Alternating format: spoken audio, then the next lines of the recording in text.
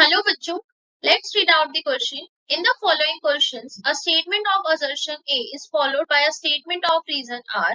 Assertion: ferrocene prepared by the reaction of Grignard reagent ferrous chloride. Reason: ferrocene is a pi or sigma bonded complex. So here we have two statements, assertion and the reason. In that we have to choose whether the assertion or the reason are correct statement or not. If both are correct, then the reason is the correct explanation of the assertion or not, and have a chance that is assertion is the correct statement but reason is the incorrect one. So first of all, talk about the key concept of this question. Sigma bonded or pi bonded complexes. As we know, sigma bonds are formed by head-on overlapping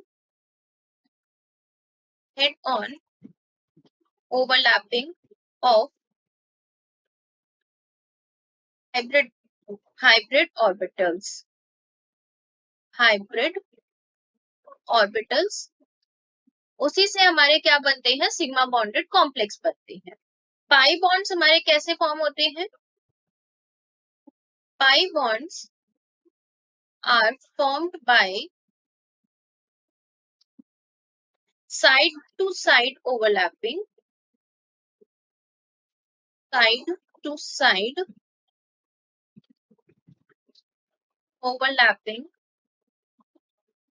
of hybrid orbitals. तो इसी से हमारे क्या बनते हैं, पाई bonded complex form होते हैं. अगर पाई बॉन्ड्स आ रहे हैं तो वो पाई बॉन्डेड कॉम्प्लेक्स देते हैं साइड टू साइड ओवरलैपिंग से. अगर हेड ऑन ओवरलैपिंग हो रही है तो वो सिग्मा बॉन्ड्स फॉर्म करते हैं, जिसकी वजह से वो सिग्मा बॉन्डेड कॉम्प्लेक्स कहलाते हैं. So here we have assertion in that ferrocene is prepared by the reaction of Grignard reagent ferrous chloride. So let's do the reaction. FeCl3 is react with cyclopentadienyl MgBr.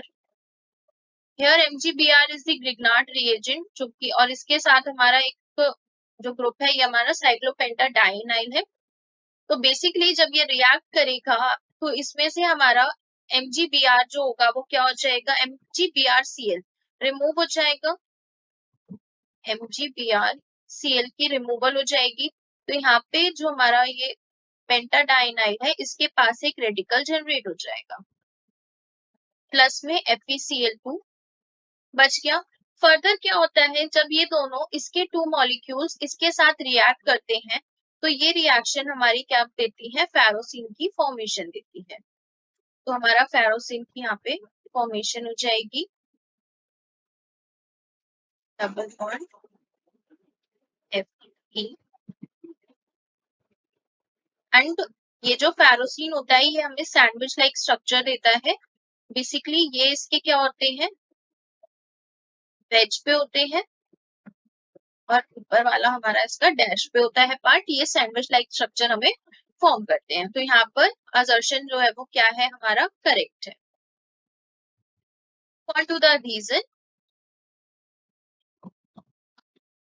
Reason बोल रहा है ferrocene is a sigma और pi bonded complex.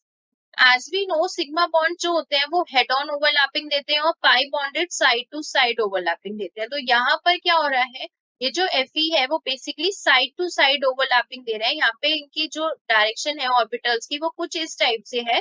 तो ये side से side overlapping दे रहे हैं, ना कि ये हेड से हेड टू हेड ओवरलैपिंग दे रहे हैं, जिसकी वजह से ये हमारा क्या है, पाई बॉन्डेड कॉम्प्लेक्स है. Ferrocene is a pi bonded